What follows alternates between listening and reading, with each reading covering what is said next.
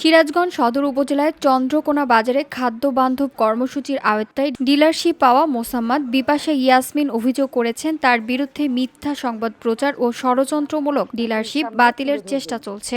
শনিবার বেলা 10:30টায় নিজ ডিলারশিপ কার্যালয়ে আয়োজিত সংবাদ সম্মেলনে তিনি লিখিত বক্তব্য পাঠ করেন। বিপাশা ইয়াসমিন জানায়, সরকারি নিয়ম মেনে তিনি সঠিক প্রক্রিয়ায় ডিলারশিপ পেয়েছেন। অন্যদিকে একই এলাকার শামসুন নাহারের আবেদনে ভাড়াকৃত দোকানের বৈধ কাগজপত্র না থাকায় উপজেলা প্রশাসন যাচাই বাছাই শেষে তা বাতিল করেছে।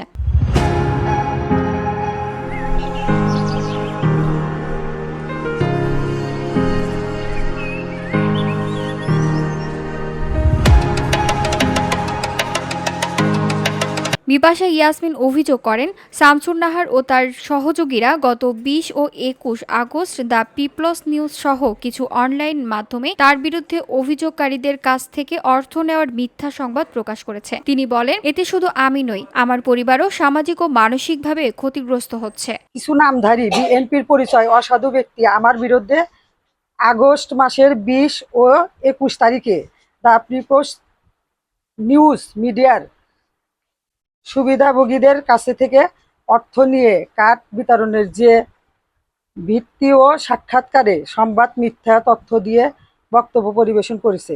আমি এ ঘটনার তীব্র নিন্দা জানাই। তারা নানা কৌশলে আমার ডিলারশিপ বাতিলের চেষ্টা চালিয়ে যাচ্ছে, যা শুধু আমাকে নয় বরং আমার পরিবারের সামাজিক ও মানসিকভাবে ক্ষতিগ্রস্ত করছে। তিনি মিথ্যা সংবাদ প্রচারকারীদের বিরুদ্ধে আইনগত ব্যবস্থা গ্রহণ এবং প্রশাসনের মাধ্যমে সত্য যাচাই করে ন্যায় বিচার নিশ্চিত করার দাবি জানিয়েছেন। আমার দাবি, অপপ্রচার ষড়যন্ত্রদের জড়িতদের বিরুদ্ধে আইনগত ব্যবস্থা গ্রহণের দাবি জানাই। দোকান মালিকের সাথে কোনো ভিওডি বাংলা নিউজ ডেস্ক।